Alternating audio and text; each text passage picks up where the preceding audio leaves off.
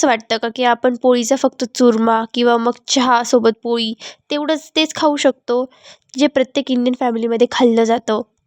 तर तुम्ही हा नाश्ता एकदा ट्राय केलाच पाहिजे. तुम्ही जर वेट लॉस करत असाल तरीसुद्धा हा नाश्ता एकदम बेनिफिशियल असेल तुमच्यासाठी, वेट लॉससाठी खूप मदत करेल. तर इथं सगळ्या भाज्या मी कापून घेतल्या आहे. आता आपण तूप घेणार आहोत. तुम्ही जर वेट लॉस करत आहात तर तुम्ही तूप जरा कमी घ्या. आता आपण मी शिमला पण कच्चा वगैरे खाऊ शकतो, काही प्रॉब्लेम नाही आहे. बट शिमला आपण तळून वगैरे घेतली, सगळ्या भाज्या थोड्याशा शॅलो फ्राय वगैरे केल्या, तर ते जास्त टेस्टी पण लागतात आणि काही काही जण नाही खात कच्च्या भाज्या, तर मग त्यांच्यासाठी पण हे चांगलं आहे.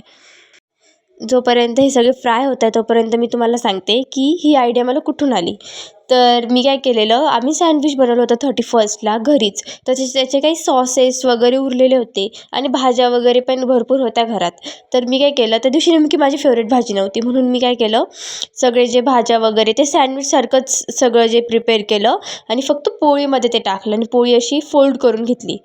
तर इतकं भारी सँडविच होतं. तुम्ही नक्की ट्राय करा यार, तुम्हाला आवडेल. तर सगळ्या भाज्या पहिले ज्या कच्च्या आपण खाऊ शकत नाही, कोबी वगैरे, ते मी थोड्याशा 1 मिनिटासाठी थोडं शिजवून घेतल्या. आता ह्या भाज्या आहे, ह्या आपण तशाच पण खाऊ शकतो, जसं की टोमॅटो वगैरे, कांदा वगैरे. तर ह्या थोड्या थोड्या करून टाकायच्या सगळ्या भाज्या, एकदा मिक्स करायचं. ही आपण शिजवण्याची जी प्रोसेस करतोय फ्राय करण्याची, तर यामध्ये गॅस आपल्याला एकदम लो फ्लेममध्ये ठेवायचा आहे. इथे माझ्याकडे कालची छोलेची भाजी होती, तर मी ती टाकलेली आहे. ऐवजी तुम्ही वाटाणे येतात, जे असे आपण भाजी बनवतो ते वाले, किंवा मग हरभऱ्याची भाजी असेल ते टाकलं तर ते पण मस्त टेस्ट येईल. मी छोले टाकले बिकॉज प्रोटीनसाठी. आणि लास्टला थोडंसं मीठ टाकून आणि मॅजिक मसाला तर इथे माझ्याकडे, तुमच्याकडे लाल तिखट असेल ते टाकलं तरी पण चालेल. बघा तुमच्याकडे जे मसाले असतील, जसं की असतं पनीर मसाला वगैरे, ते थोडंसं टाकायचं, भारी टेस्ट येते. बिर्याणी मसाला असतो, काही काही मसाले असतात, अजून छोले मसाला, जे पण मसाले तुमच्याकडे आहे सगळे टाकून द्यायचे, एकदम भारी टेस्ट लागते.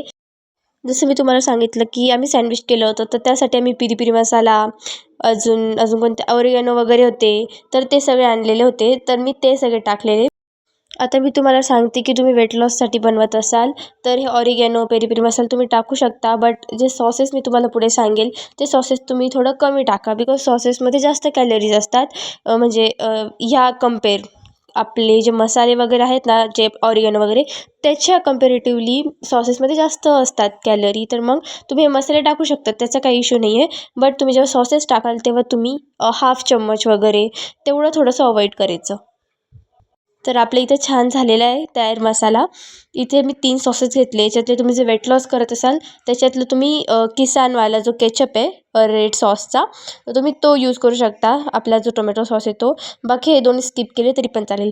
बट तुम्हाला टेस्टसाठी हवं असेल तर मग हे नक्की टाका. तंदुरी मसाला आहे हा, आणि जी ग्रीन चटणी आहे किसानची ती पण आहे. ते तुम्ही दोन्ही नक्की टाका. त्याने एकदम छान टेस्ट येते, एकदम बाहेरच्यासारखी.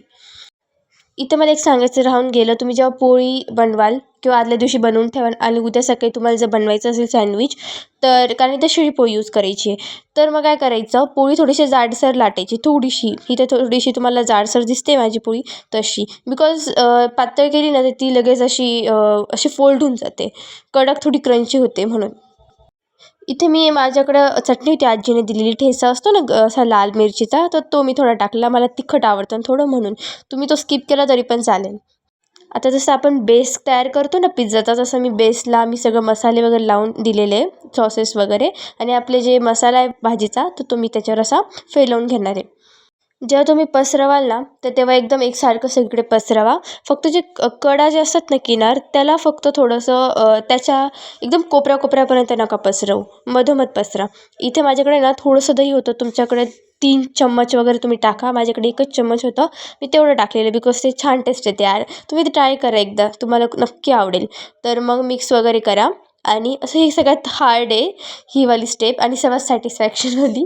तर याच्यामध्ये आपल्याला फोल्ड करायचं एकदम हळू. बघा इथं तुम्ही बघताय थोडंसं ते असं हे होतं, हलतं. तर मग तुम्ही ते एकदम नीट व्यवस्थित करायचं आहे. आणि इथे आपण आता कमी गॅसवर फ्राय करायला ठेवणार आहे. आमच्या घरात मीच एकटी की जी जास्त तूप खाते. आय मीन आमच्या घरात सगळे तेलाचं वगैरे खाता, मला तेल मीठ अवॉइड करते, मी तूप घेते. तर मी तुपामध्ये फ्राय करून घेतलेलं आहे छान 5 मिनटं. आणि आता आपलं क्रंची क्रंची सँडविच रेडी झालं आहे. तर माझी जुगाडू रेसिपी कशी वाटली तुम्हाला नक्की कमेंटमध्ये सांगा. सबस्क्राईब केलं नसेल तर सबस्क्राईब करा. थँक्यू.